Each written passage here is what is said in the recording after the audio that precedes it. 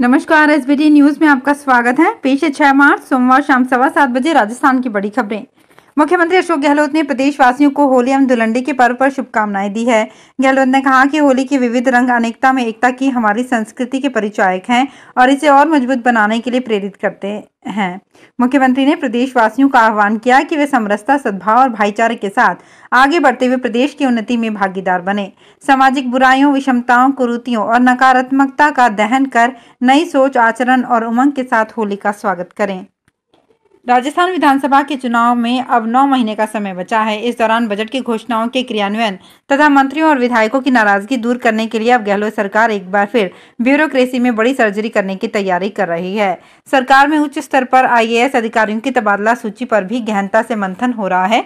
Media report के अनुसार मुख्यमंत्री स्तर पर भी एक एक नाम पर गंभीरता से विचार किया जा रहा है। बीते महीने सरकार ने 155 RAS और 75 IPS अधिकारियों की जंबो तबादला सूची जारी की थी।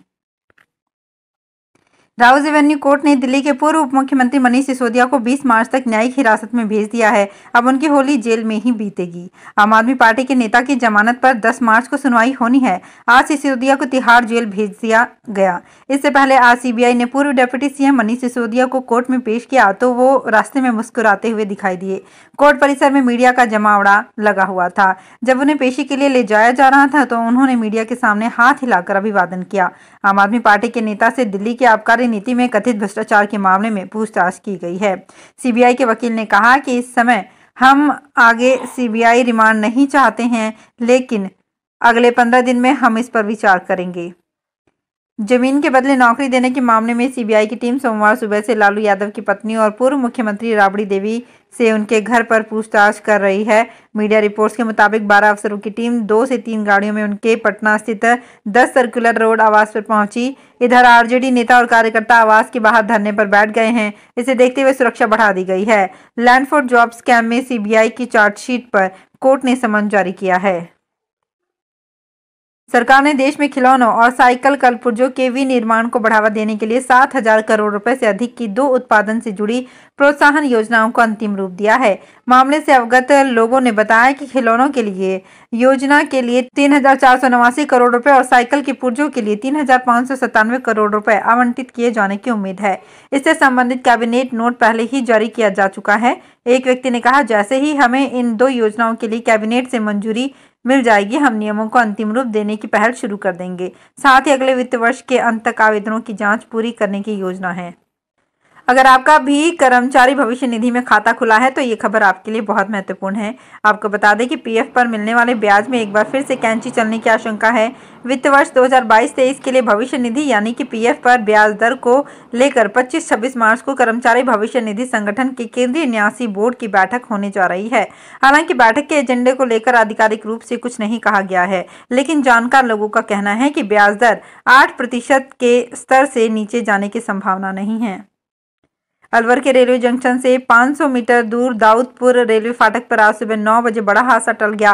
फाटक को रानीखेत एक्सप्रेस आने के कारण बंद किया जा रहा था। इस दौरान ईंटों से भरी ट्रॉली लेकर एक ट्रैक्टर ड्राइवर तेजी से फाटक से निकला। पटरियों पर ट्रॉली उछली और ट्रैक्टर से जुड़ा उसका हुक टूट गया।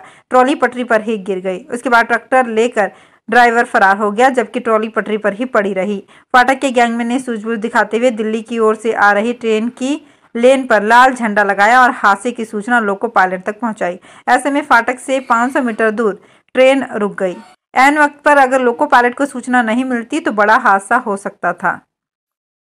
कोटा में अखिल भारतीय विद्यार्थी परिषद के कार्यकर्ताओं ने आज पुलवामा के शहीदों की वीरांगनाओं के समर्थन में प्रदर्शन किया। गवर्नमेंट कॉलेज छात्र संघ अध्यक्ष मनीष सामरिया की अगुवाई में ABVP से जुड़े सदस्यों ने नयापुरा स्थित शहीद स्मारक पर राज्य सरकार का पुतला जलाया और वीरांगनाओं की मांगे नहीं मानने पर CM आवास के घेराव की चेतावनी दी। मनीष सामरिया ने कहा कि 3 वीरांगनाएं लंबे समय से जयपुर में धरने पर बैठी हुई हैं। CM और बड़े बड़े मंत्री शहीदों की वीरांगनाओं के घर पर जाकर वादे करके आए थे।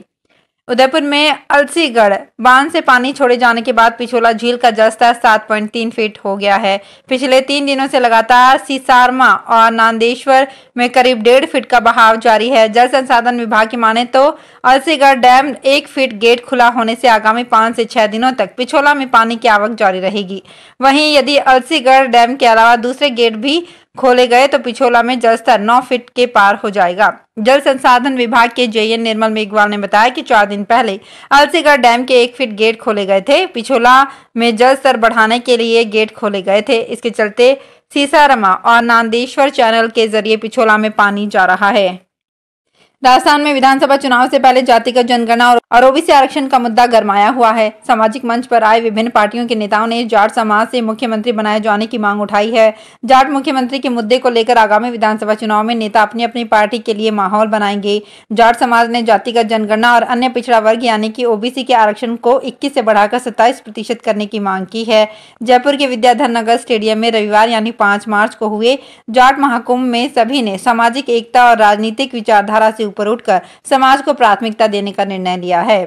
अरविंद केजरीवाल ने कहा, ये गलत है। बिहार की पूर्व मुख्यमंत्री राबड़ी देवी के घर पर बड़े सीबीआई छापेमारी को लेकर दिल्ली के मुख्यमंत्री अरविंद केजरीवाल ने अपनी प्रतिक्रिया दी है। उन्होंने कहा कि ये गलत है, ये ठीक नहीं है। जिस तरह से ये ट्रेंड बनता जा रहा है कि विपक्ष की सरकारें हैं, वहां काम नहीं करने दिया जाएगा। जनतंत्र तो तभी आगे चलेगा जब सभी मिलकर काम करेंगे। जिसकी जहां सरकार है उसे वहां काम करने दिया जाना चाहिए। राजस्थान में इस साल विधानसभा के चुनाव होने वाले हैं। इसमें सभी बिरादरी के वोट अहम हैं। इन्हीं में से एक बिरादरी है जाटों की। जाट समुदाय राजस्थान की 30 विधानसभा सीटों पर प्रभाव रखता है। ये समुदाय ज्यादातर चुनावों में एकजुट होकर ही किसी भी पार्टी को वोट करता है। इसी एकजुटता को बनाए रखने के लिए चुनाव से पहले जाट समुदाय ने जयपुर में जाट महाकुंभ का आयोजन किया। जैसलमेर जिले में शुद्ध के लिए युद्ध अभियान के तहत हेल्थ डिपार्टमेंट मिलावटखोरों पर लगाम लगा रहा है। स्वास्थ्य विभाग की ओर से होली के त्योहार पर सरहदी इलाकों में भी टीम पहुंची और सैंपल लेने की कार्रवाई की गई। जिले के तनोट इलाके और रामगढ़ क्षेत्र में मिठाई की दुकानों, रेस्टोरेंट और किराना दुकानों का निरीक्षण किया गया। इस दौरान मिठाई, बादाम, मूंगफली व खाद्य तेल के सैंपल लेकर जोधपुर स्थित लैब जाँच के लिए भेजे गए।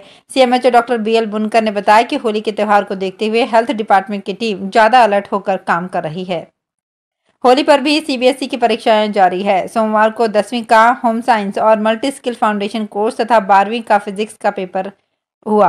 देश भर में 35 लाख से ज्यादा विद्यार्थी परीक्षा दे रहे हैं। 10वीं और 12वीं की सालाना परीक्षाएं 15 फरवरी से चल रही है। देश के अजमेर, विजयवाड़ा, इलाहाबाद, चेन्नई, तिरुवनंतपुरम, देहरादून, पंचकुला, गुवाहाटी, पटना, दिल्ली वेस्ट, चंडीगढ़, पुणे, भोपाल, भुवनेश्वर रीजन के विद्यार्थी परीक्षा दे रहे हैं। बीते साल कोरोना संक्रमण के चलते सीबीएसई ने 2 टर्म में 10वीं 12वीं की परीक्षाएं कराई थी।